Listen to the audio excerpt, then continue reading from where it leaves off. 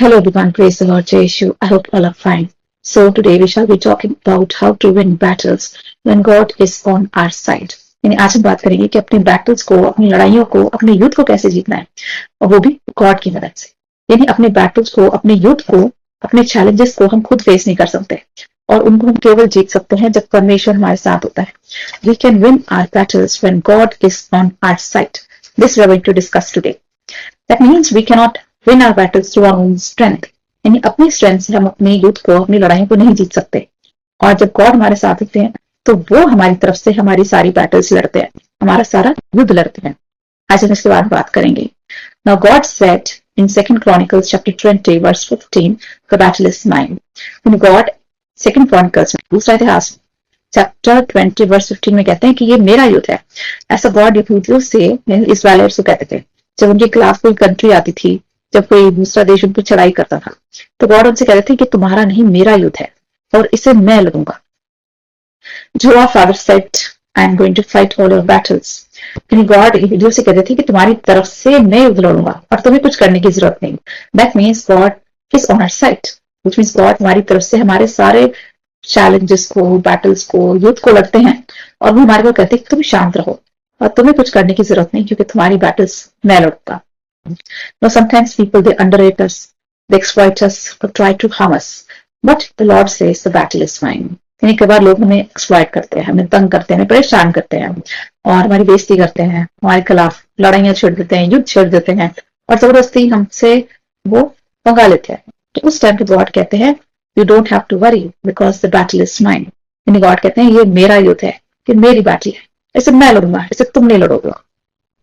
Now once God said in Exodus chapter 23 verse 22, if you do all that I say, your enemy will be my enemy and your adversary will be my adversary. ये God यहूदियों से कहते हैं कि यदि तुम मेरे हुक्मों पर चलोगे, मेरा कहना मानोगे, जो तुम्हारे दुश्मन है वो मेरे दुश्मन होंगे और जो तुम्हारे विरोधी है वो मेरे विरोधी होंगे। Which means God यहूदियों को अपनी फेवरेट कौम कहते हैं, यानी ज्यूस को कहते हैं चुनी हुई कौम, chosen people of God. तो गॉड ओल्ड टेस्टमेंट में उनसे कहते हैं कि क्योंकि तुम मेरे लोग हो, तुम मेरे चुने हुए लोग हो और मेरी संतान हो और तुम मुझे मानते हो, मुझे पूजते हो, तो तुम्हारे जो दुश्मन है वो मेरे दुश्मन होंगे और जो तुम्हारे विरोधी है वो मेरे विरोधी होंगे। और गॉड उनसे कहते हैं कि तुम्हारा बदला मैं लूंगा, तुम भी लोगे। The Lord says, do not take revenge. Leave room for God's wrath, for it is mine to avenge. यानी गॉड ऐसा न्यू टेस्टमेंट में कहते हैं रोमन्स 12 वर्स 19 में, that do not take revenge, यानी तुम बदला ना लो। Leave room for God's wrath, for it is mine to avenge. यानी गॉड कहते हैं बदला लेना मेरा काम है, तुम्हें बदला लेने की कोई जरूरत नहीं। और कहते हैं गॉड के बदला मैं लूंगा तुम्हारी तरफ से। We have enemy on all sides, but we don't have to fight because God said, I will fight for you. हमारे आसपास बहुत सारे एनिमीज होते हैं, बहुत सारे दुश्मन भी होते हैं। कई बार लोग हमसे जबरदस्ती एनिमिटी रखते हैं, दुश्मनी रखते हैं, तो गॉड कहते हैं तुम्हें कुछ भी करने की जरूरत नहीं, क्योंकि ये तुम्हारा युद्ध नहीं, ये मेरा युद्ध है। ऐसा गॉड कहते हैं। God said, your enemy will come from one direction and they will run away in 7 directions. And God कहते हैं यदि हम यहोवा पे, फादर गॉड पे विश्वास रखते हैं तो गॉड कहते हैं कि तुम्हारे जो दुश्मन हैं वो एक डायरेक्शन से आएंगे, एक दिशा से आएंगे और 7 दिशाओं में भागेंगे। Which means with God on our side we don't have to be afraid. यदि हम परमेश्वर पे यकीन करते हैं, हमें डरने की जरूरत नहीं। तो ये गॉड कहते हैं तुम्हारा दुश्मन तो एक दिशा से आएगा लेकिन वो भागेगा 7 दिशाओं। यानी गॉड उनको इतना स्पीड से पाएंगे हमारे दुश्मनों को।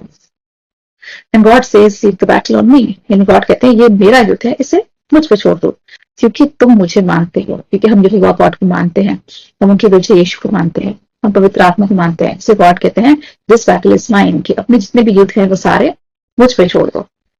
God said to Abraham, your friends are my friends and your enemies are my enemies. ये गॉड इब्राहिम से ओल्ड टेस्टमेंट में कहते हैं कि जो तेरे दोस्त है वो मेरे दोस्त हैं और जो तुम्हारे दुश्मन है वो मेरे दुश्मन है।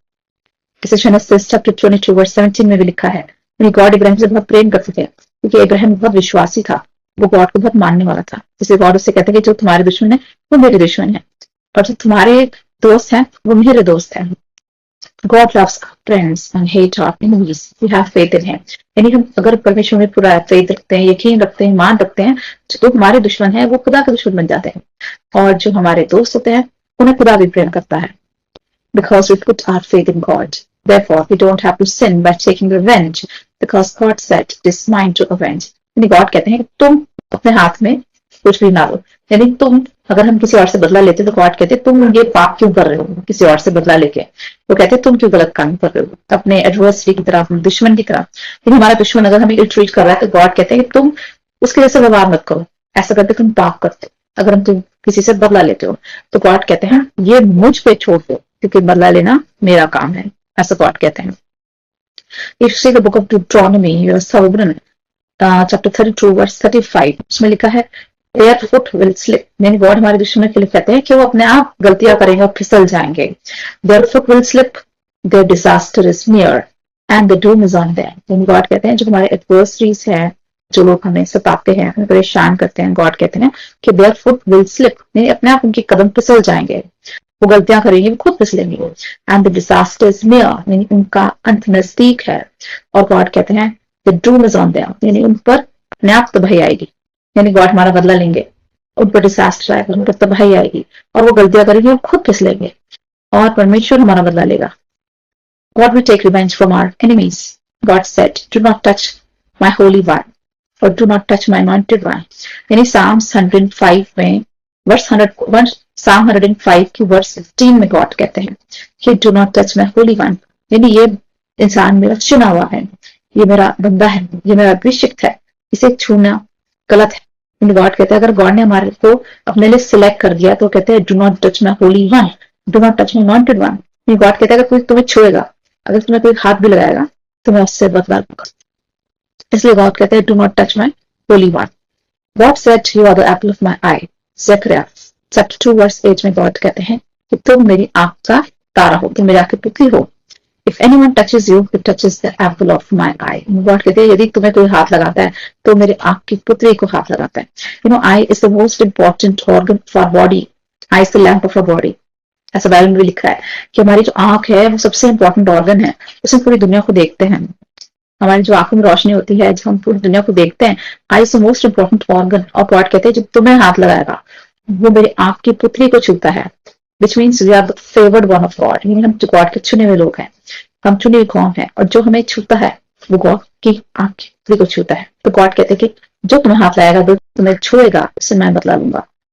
God proved this many times in the Bible by helping Israelites in their battles. God used to kill their enemies in the night only. यानी ऐसा बाइबल बहुत जगहों पे लिखा है। ओल्ड टेस्टमेंट में जब कोई पड़ोसी देश इसराइल पर हमला करता था तो गॉड रात में ही उनकी दुश्मन आर्मी को मार दिया करते थे, और गॉड अपने हाथों से उस आर्मी को, उनके दुश्मनों को खत्म कर दिया करते थे। नाइट में पूरी के पूरी इसराइल की जो एनिमीज होते थे, एनिमी आर्मी, उसको गॉड मार दिया करते थे। एंड सुबह जब इसराइलिट्स उठते थे, they used to see the dead bodies all around. यानी रात में इसराइल पे अगर कोई कंट्री हमला करती थी तो गॉड उनकी पूरी की पूरी आर्मी को नाइट में मार दिया करते थे। और जब यहूदी लोग इसराइलिट्स सुबह उठते थे तो उनके दुश्मनों की डेड बॉडीज पड़ी हुई होती थी। This is written in 2 Chronicles chapter 20 verses 22, 23 and 24. And God used to cause confusion in the enemy army of Israel and they used to kill each other. और कई बार क्या होता था, जब कोई दुश्मन देश इसराइल पे हमला करता था तो गॉड उनकी जो आर्मी होती थी उसमें कंफ्यूजन क्रिएट कर दिया करते थे और वो आर्मी वाले एक दूसरे को भी मार दिया करते थे। और जब मॉर्निंग में जब इसराइलाइट्स उठते थे तो उनकी दुश्मन जो देश होते थे, उनकी आर्मी सारी की सारी मरी भी होती। कई बार गॉड उनकी दुश्मन देश खुद ही मार दिया करते थे और कई बार उनमें वो कंफ्यूजन क्रिएट करते थे ताकि वो आर्मी, जो एनिमी आर्मी है इसराइल की, वो एक दूसरे को मार डाले। So this is how God used to win battles for Israel. ऐसा 2 क्रॉनिकल चैप्टर 20 में लिखा है वर्सेस 22 से लेकर 24 तक।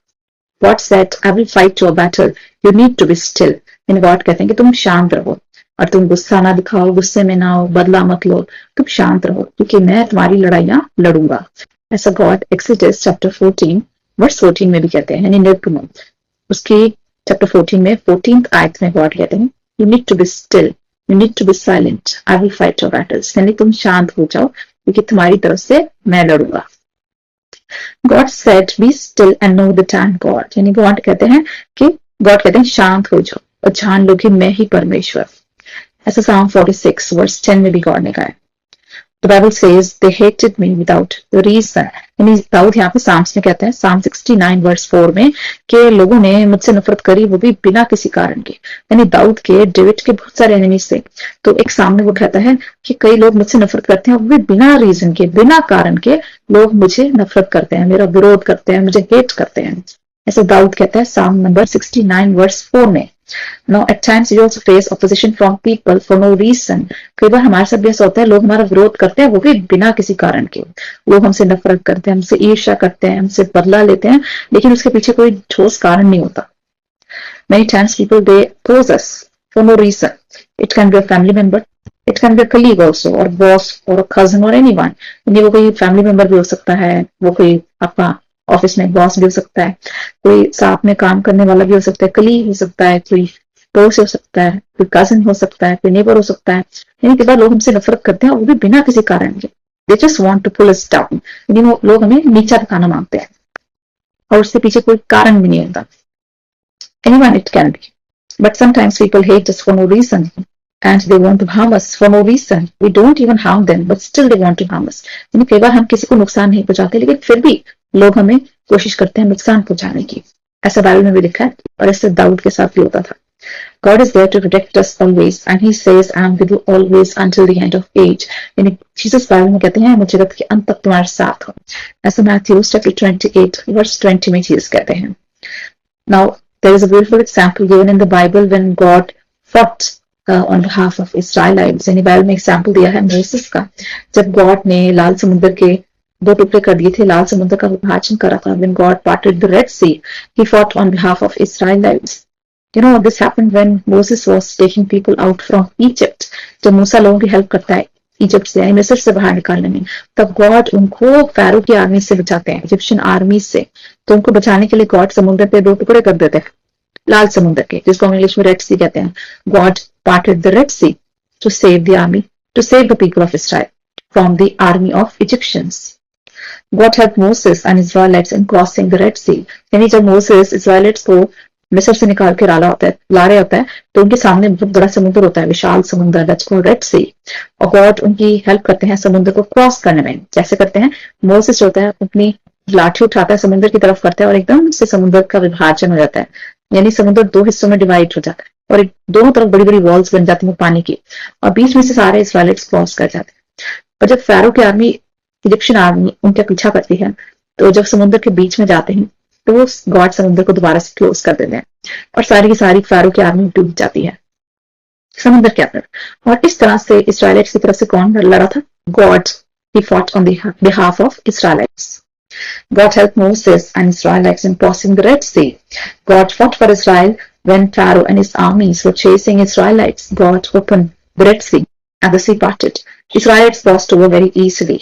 But when Pharaoh and his armies tried to cross the Red Sea, God closed the sea and all the armies of Pharaoh drowned in the sea. This is how God helped his own people. यानी God जो है वो सही समय पर अपनी power को display करते हैं, अपनी पावर, अपनी सामर्थ्य का प्रदर्शन करते हैं। और जैसे यहाँ पे गॉड ने इस्राएलिट्स की हेल्प करी थी समुद्र पार करने में, और जब फैरो की आर्मी उनका पीछा करती है तो सारे डूब के मर जाते हैं और इस्राएलिट्स आराम से समुद्र क्रॉस कर जाते हैं। और जब फैरो की आर्मी आती है तो समुद्र क्लोज हो जाता है और वो सब डूब जाते हैं। तो ये बैटल जो थी वो गॉड ने इस्राएलिट्स की तरफ से लड़ी। इस्राएलिट्स खुद तो लड़ नहीं सकते थे, God help them, not only in crossing the sea but also in saving them from the armies of pharaoh.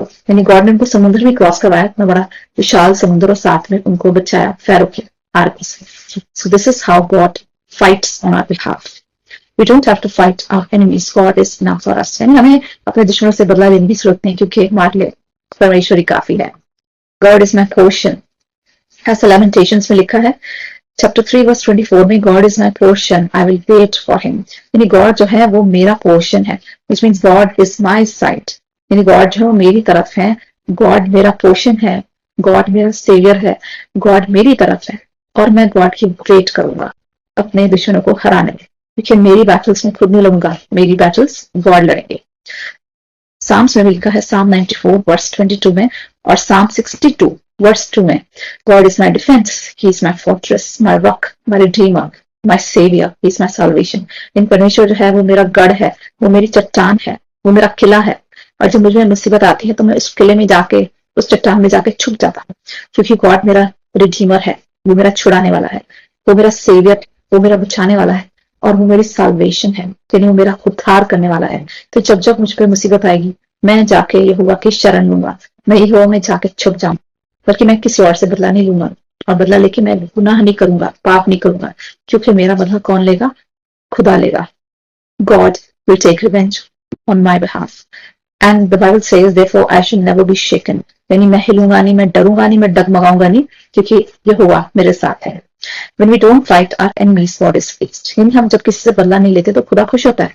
तो कहते हैं कि अपने आप को नीचे नहीं गिरा रहा, ये गुनाह नहीं कर रहा बदला लेके, ये सिन नहीं कर रहा, ये मेरी वेट कर रहा है. When we depend on God, He likes it. और जब हम ईश्वर पर डिपेंड करते हैं, ईश्वर में से पनाह लेते हैं, तो गॉड को पसंद आता है. God shows up His strength when we are in weakness. और जब हम कमजोर होते हैं तो परमेश्वर अपनी सामर्थ हमें दिखाते हैं. When we are weak in front of the enemy, God shows up. और गॉड सही समय पर सामने आते हैं हमारे दुश्मन के आगे. जब हम कमजोर पड़ते हैं तो परमेश्वर हमारी सहायता करते हैं. He said, my strength is made perfect in weakness. And God कहते हैं जब तू कमजोर होता है तो मेरी सामर्थ तेरे अंदर काम करती है. ऐसे 2 Corinthians chapter 12 verse 9 में पॉलस भी कहता है, यानी Paul says in 2 Corinthians chapter 12 verse 9, when I am weak, then I am strong because God's power is displayed in me. यानी Paul कहता है कि जब मैं कमजोर होता हूँ तब मैं बलवंत हो जाता हूँ, मैं बलवान हो जाता हूँ. क्यों? क्योंकि तब ईश्वर की सामर्थ मेरे अंदर काम कर रही होती है. Therefore I will boast in my weakness. यानी मैं खुश होता हूँ जब मैं कमजोर होता हूँ. क्यों? क्योंकि तब ईश्वर की सामर्थ, ईश्वर की पावर मेरे अंदर आ जाती है. तो गॉड की पावर मेरे थ्रू डिस्प्ले होती है. जब मैं कमजोर होता हूँ तो मुझे ईश्वर बलवान करते हैं. And I will boast in my weakness. यानी पॉल कहता है कि मैं खुश होता हूँ जब मैं कमजोर हूँ, क्योंकि मुझे पता है मेरा बचाने वाला सेवियर गॉड है. Now, second example I would like to share with you is when God made the sun stand still. ऐसा ओल्ड टेस्टमेंट में एग्जाम्पल दिया है जहां परमेश्वर ने सूर्य की गति को थाम दिया था. यानी सन भी था, वो रुक गया था. Sun rises and sun sets. तो गॉड ने एक बार इस्राएलिट्स की हेल्प करी थी जब उनके ऊपर एमोराइट्स आर्मी हमला करती है. तो गॉड क्या करते हैं, सूरज की गति को रोक देते हैं. पूरा 24 घंटे के लिए सूरज नहीं डूबता.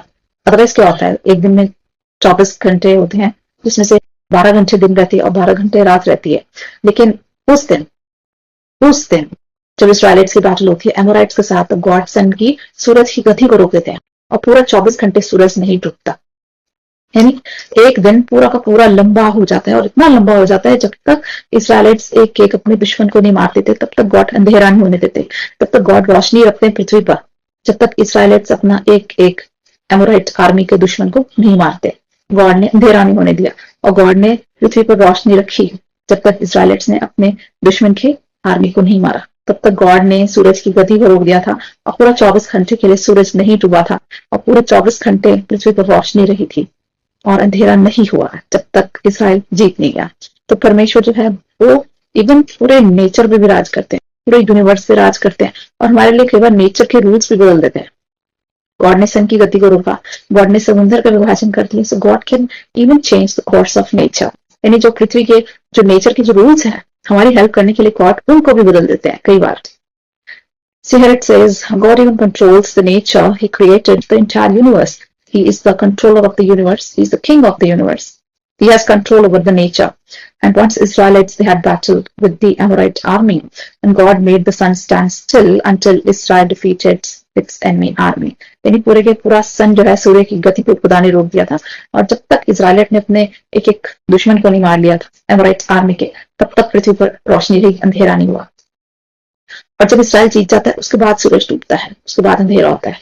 God prolonged the day and it was light all through 24 hours and until the Israelites defeated its enemy army. This is written in Joshua chapter 10 verses 1 to 15. यानी यहोशू की बुक जो है, जोशुआ की बुक chapter 10 verses 1 से लेकर 15 में आप एक पूरा इंसिडेंट पढ़ सकते हैं. The sun was delayed going down about a full day. यानी ये पूरा का पूरा 24 घंटे रोशनी रहती पृथ्वी पर, और ये पहली बार हुआ था ऐसा. और उसके बाद आज तक ऐसा कभी नहीं हुआ कि सूरज की गति रुकी हो, कि पूरा का पूरा 24 घंटे पृथ्वी पर रोशनी रही. अदरवाइज 12 घंटे रोशनी रहती है, 12 घंटे अंधेरा होता है, 12 घंटे दिन होता है, 12 घंटे रात होती है. लेकिन उस दिन वो दिन इतना लंबा हो गया था कि गॉड ने 24 घंटे पृथ्वी पर रोशनी रखी थी. And the sun was delayed going out by full day. What a mighty God we serve. हमारे लिए परमेश्वर जो है वो नेचर के भी रूल्स बदल देते हैं. He can even change the course of nature for us. I would like to share a beautiful verse with you. It says that though the mountains be shaken or hills be removed, but my unfailing love for you will not be shaken, nor my covenant of peace be removed, says the Lord. नहीं, परमेश्वर कहते हैं चाहे पहाड़ टल जाए, चाहे पहाड़ियां हिल जाए, लेकिन मेरा प्रेम तेरे लिए कभी खत्म नहीं होगा. और मेरी वाचा, मेरी शांति की जो वाचा है तेरे साथ जो बंधी हुई है वो कभी नहीं टूटेगी. यानी परमेश्वर ने जो अपना संबंध हमारे साथ स्थापित करा है वो कभी नहीं तोड़े।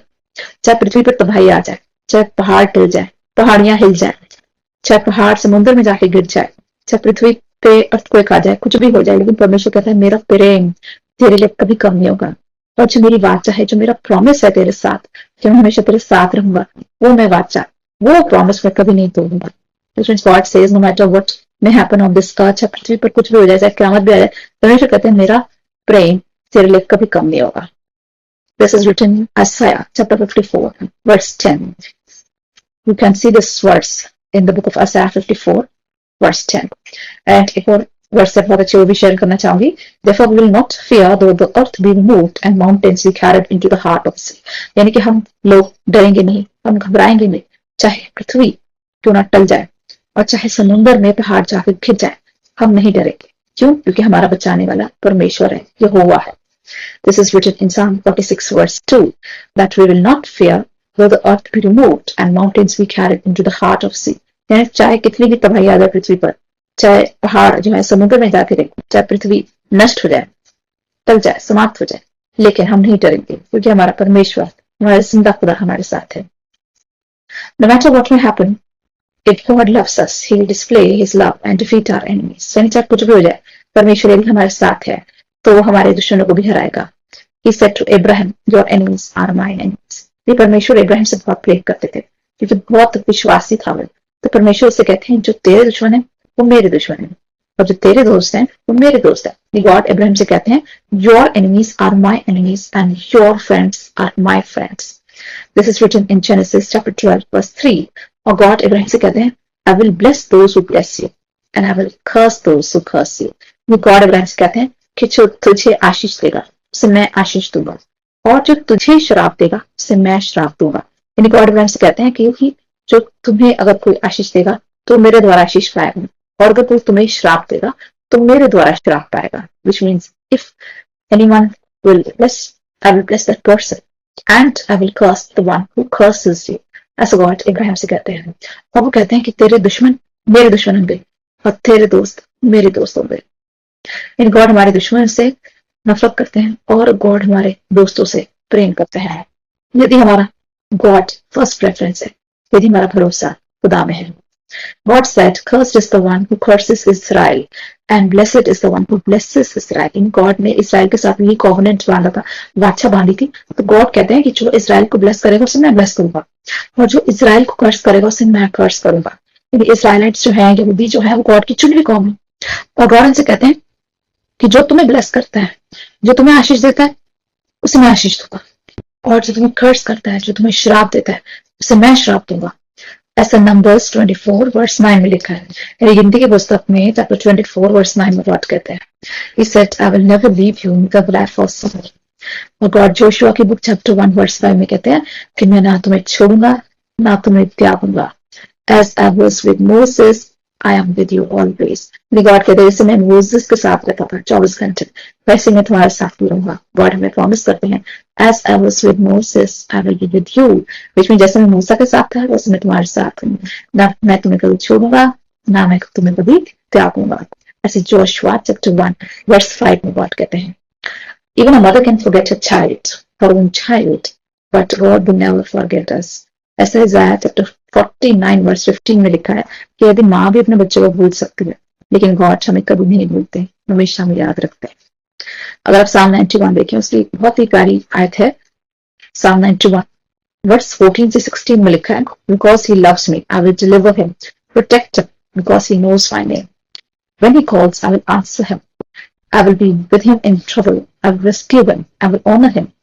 I will bless him with long life and give him my salvation. यानी गॉड कहते हैं क्योंकि इस इंसान ने मुझे अपना फर्स्ट प्रेफरेंस बनाया है, ये इंसान मुझे अपनी जिंदगी में पहला स्थान देता है, मुझे बहुत प्रेम करता है, मुझे बहुत पूजता है, मेरी आराधना करता है, मुझे मानता है। तो गॉड कहते हैं because he loves me I will deliver him and protect him. God कहते हैं क्योंकि ये इंसान मुझे अपना पहला प्रेम मानता है तो मैं इसको हमेशा डिलीवर करूंगा, मैं इसे छुड़ाऊंगा और मैं इसे बचाऊंगा, इसे प्रोटेक्ट करूंगा। Because he knows my name, क्योंकि मेरे को मेरे नाम से पूछता है, मेरा नाम जानता है। तो गॉड कहते हैं क्योंकि मुझे अपनी जिंदगी में पहला स्थान देता है, मैं हमेशा इसे बचाऊंगा, हमेशा इसे प्रोटेक्ट करूंगा और जब जब ये मुझे पुकारेगा तब मैं इसकी प्रार्थना सुनूंगा। And God says, I will answer him. I will be with him in trouble. I will rescue him. यानी उसकी हर मुसीबत में उसको बचाऊंगा. और गॉड कहते हैं, I will honor him. और मैं इसे दूसरों के आगे ऊंचा उठाऊंगा, उसे इज्जत दूंगा. And I will bless him with long life. और गॉड कहते हैं, मैं उसे लंबी आयु दूंगा और दूंगा साथ में उसे salvation यानी उद्धार. यानी ये सारी चीजें हमें गॉड देंगे यदि हम उनको अपनी जिंदगी में पहला स्थान देते हैं. गॉड कहते हैं, मैं तुम्हें लंबी उम्र दूंगा, मैं तुम्हें अपना salvation दूंगा, उद्धार दूंगा, मैं तुम्हें छुड़ाऊंगा, मैं तुम्हें बचाऊंगा, मैं तुम्हें लोगों के आगे ऑनर दूंगा, तुम्हें इज्जत दूंगा. यदि तुम मुझे अपने जीवन में पहला स्थान देते तो मैं तुम्हें तुम्हारे दुश्मनों से भी रक्षा करूंगा, तुम्हें प्रोटेक्ट करूंगा, तुम्हें रेस्क्यू करूंगा, तुम्हें बचाऊंगा, क्योंकि मैं तुम्हारा छुड़ाने वाला और तुम्हारा बचाने वाला परमेश्वर हूँ. ऐसा साम 91 में गॉड प्रॉमिस करते हैं वर्सेस 14 से 16 में. Remember the story of David and Goliath. यहाँ पे डेविड और गोलायत की स्टोरी मुझे आती है याद, क्योंकि गॉड ने डेविड की भी हेल्प करी थी गोलायत को मारने. Now Goliath was a big giant of 7 feet. David was a small shepherd boy. Goliath जो होता है वो बहुत बड़ा giant होता है, 7 feet tall. और डेविड जो होता है वो छोटा सा shepherd boy होता है. वो 14 साल का छोटा सा लड़का होता है, उसकी कोई हाइट नहीं होती है, बहुत ही कमजोर, पतला दुबला, छोटा सा, छोटी सी हाइट का 14 years का बॉय डेविड होता है. और उसके सामने एक विशाल जायंट होता है, बहुत बड़ा राक्षस होता है जिसका नाम गोलियत होता है, और जो कि उसकी दुश्मन आर्मी का, पैलेस्टीन आर्मी का. डेविड उसको चैलेंज करता है, उससे कहता है, कम before you in the name of the most high God. यानी डेविड उससे कहता है, उसको चैलेंज करता है कि मैं तेरे सामने आया हूं परमेश्वर के नाम में, और कहता है कि आज मैं तेरा वध करूंगा, आज मैं तुम्हें मार दूंगा, तुम्हें किल करूंगा और तुम्हारा मांस खाने को दूंगा बड़ी पक्षियों को, पंछियों को. दाऊद उसको चैलेंज करता है, today I am going to kill you because I have come before you in the name of the most high God. और डेविड उसको चैलेंज करता है कि I will give your flesh to the birds of the air. वो कहता है कि आज चिड़िया और पंछी पक्षी सब तेरा फ्लैश खाएंगे. And how David killed him? He killed him and defeated him, such a big giant, with the help of a small sling. And he killed him with his own sword. यानी दाऊद जो होता है वो अपनी गुलेल निकालता है, sling निकालता है और गोलियत के यहाँ पे फॉरहेड में बीच में मारता है, गोलियत गिर जाता है. और तब वो गोलियत की ही तलवार लेकर उसका वध करता है, उसको मार देता है. ऐसा 1 Samuel chapter 17 में लिखा है. Now do you think the sling was so powerful to kill such a big giant of 7 feet? क्या आपको क्या लगता है कि वो जो स्लिंग था, उसका जो पत्थर था छोटा सा, कि वो इतने बड़े जायंट को मार सकता है? तो उसको वो स्लिंग ने मारा था. उसको मारने वाला परमेश्वर था. Because God was on the side of David. क्योंकि दाऊद की हेल्प कौन कर रहा था? परमेश्वर, यहोवा. क्योंकि दाऊद ने कहा था कि मैं आया हूं तुम्हारे सामने खुदा के नाम में. वो कहता है, आई have come before you in the name of the most high God. तो गोलियत को मारने में उस स्लिंग का कोई रोल नहीं था, उसको मारा था गॉड ने. And God fought on the behalf of David. David was a small boy. He had faith in God, and God helped him to defeat Goliath. Dawood जो था वो छोटा सा लड़का था, और क्योंकि उसका ईमान खुदा पे था, इसलिए गॉड ने उसकी हेल्प करी गोलियत को मारने में. एक और बहुत अच्छा एग्जाम्पल दिया है जहाँ पे सैमसन, वो भी गॉड का बहुत मानने वाला भक्त था, और वो भी अपने दुश्मनों को हरा देता है गॉड की हेल्प से. Now Samson was not faithful towards God because he disclosed his secret to his friend Delilah. ये सैमसन जो होता है वो पावरफुल आदमी होता है, बहुत शक्तिशाली होता है, और अपना सीक्रेट वो अपनी फ्रेंड को, डिलाइला को बता देता है. तो कहते हैं कि मेरी जो स्ट्रेंथ जो है वो मेरे बालों में है, और गॉड ने मना करा था सीक्रेट किसी को नहीं बताना. तो थोड़ा सा वो गॉड के साथ अनफेथफुल हो जाता है और अपना सीक्रेट रिवील कर देता है. तो डिलाइला उसके बाल काट देती है, और उसके बाद क्या होता है, पैलेस्टीन की आर्मी आके उसको अरेस्ट कर लेती है. लेकिन वो बाद में रिपेंट करता है, खुदा से माफी मांगता है, तो गॉड उसको वापस उसकी स्ट्रेंथ दे देते हैं और उसको पिलर्स के साथ बांध दिया जाता है. ये पैलेस्टाइन की आर्मी जो होती है, फिलिस्तीन आर्मी, उसको ब्लाइंड कर देती है, उसको पिलर्स के साथ बांध देती है, उसको मजाक उड़ाती है. और तब वो गॉड से प्रेयर करता है कि God please help me last time. वो कहता है बस एक बार मेरी हेल्प कर दो, मेरे को दुश्मनों को मारने में. तो गॉड उसमें दोबारा से इतनी स्ट्रेंथ भर देते हैं कि वो जिसमें पिलर्स के साथ बंद होते हैं, पिलर्स को हिला देता है और पूरी की पूरी बिल्डिंग कोलैप्स कर जाती है. और इसी तरह से जितनी आर्मी अंदर मौजूद होती है पैलेस्टीन की, वो सारे के सारे एक ही झटके में मर जाते हैं. So this is how God helped Samson to defeat the big army of Palestine. And God ने एक ही झटके में सैमसन की इतनी हेल्प करी, इतनी पावर उसमें भर दी कि वो पूरी की पूरी बिल्डिंग हिला देता है. And the entire building collapsed. Building गिर जाती है और सारे के सारे पैलेस्टीन लोग मर जाते हैं. Samson, how could he do all this unless God was with him? इन सैमसन ने सब कैसे करा? अपनी शक्ति से नहीं, अपनी पावर से नहीं, because God was in his side. और गॉड सैमसन के साथ थे और उसकी मदद करते हैं उसके दुश्मनों को मारने में. God helped him in the end and gave him strength to kill all his enemies. And though he was blind, he was tied to the pillar. God gave his strength back, and he brought down the pillars, and the whole building collapsed and killed the Palestine army. This is entire recorded. This event is recorded in Judges chapter 16, verses 23, 31. अगर आप जजेस की किताब पढ़ें तो उसमें chapter 23 से लेकर 31 में आपको सारा मिल जाएगा incident. Sometimes we are unfaithful towards God, but God is always faithful towards us, and He never forgets His promise. ये बात पता है, सैमसन की तरह हम भी गॉड को धोखा दे देते हैं, गॉड के साथ वफादारी करना भूल जाते हैं, लेकिन परमेश्वर हमें कभी नहीं भूलते. जैसे सैमसन ने थोड़ी सी बेवफाई करी थी गॉड के साथ, दिलालो को अपना सीक्रेट बता के, but God was still faithful with him. यानी गॉड ने तो अपनी पूरी वफादारी निभाई और सैमसन की हेल्प भी करी उसके एनिमीज को मारने. Sometimes we are unfaithful towards God, but God is always faithful with us, and He never forgets His promise. ऐसा 2 Timothy में लिखा है, chapter 2 verses 13 में, यानी परमेश्वर हमेशा हमारे साथ वफादार रहते हैं, चाहे हम वफादारी करना भूल जाए. God always provides victory. With God, all things are possible. Bible बता दिया परमेश्वर के लिए सब कुछ संभव है, वो हमारे कुछ भी कर सकते हैं हमारे दुश्मनों को मारने के लिए. Matthew chapter 19 verse 26 में लिखा है. Always remember, if someone is ill-treating you, exploiting you, harming you without reason, you have God on your side. अगर कोई आपको परेशान कर रहा है, आपको सता रहा है, आपको इल्ट्रीट कर रहा है, आपसे नफरत कर रहा है, आपसे ईर्ष्या कर रहा है, आपसे बदला ले रहा है और वो भी बिना किसी कारण के, हमेशा याद रखिए गॉड आपके साथ, खुदा आपके साथ, खुदा आपकी तरफ है और खुदा आपका बदला लेगा.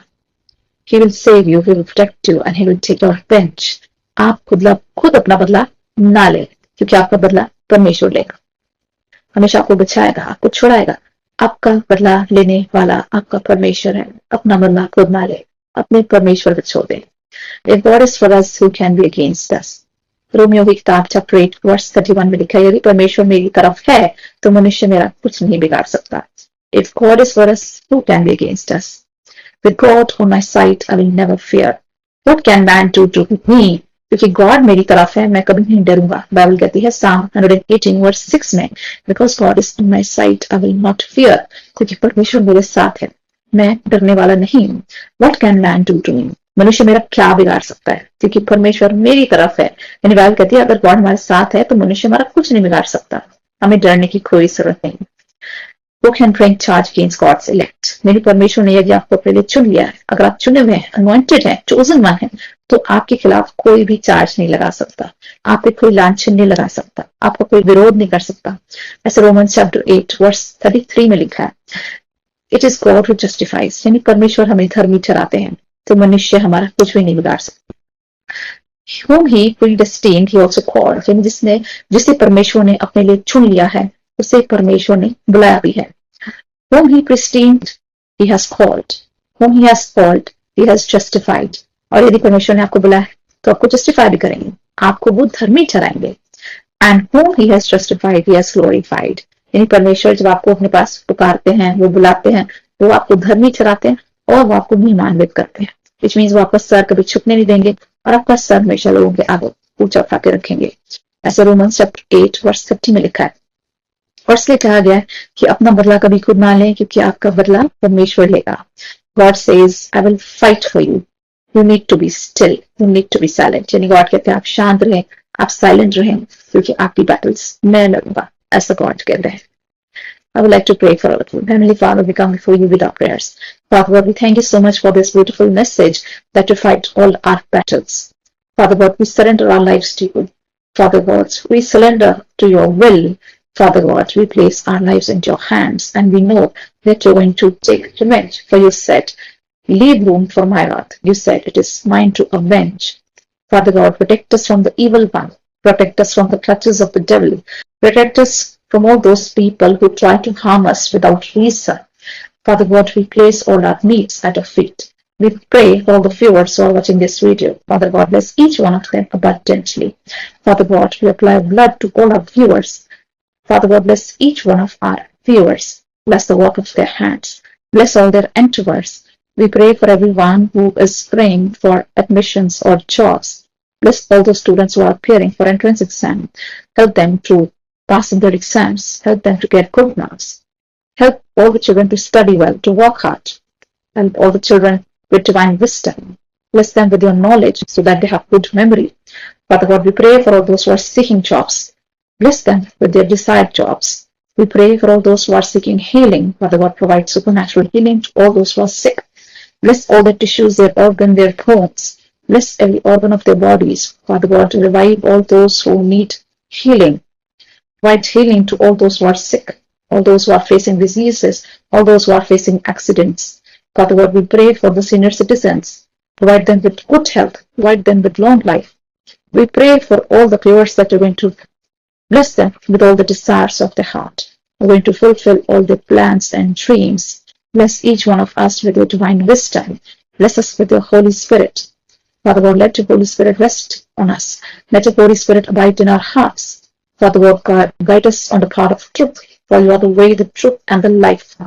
Father God, always be with us, because you have promised to stand with you until the end of age. We give all glory and honor to your name. We ask this prayer through Jesus Christ, Lord. Amen.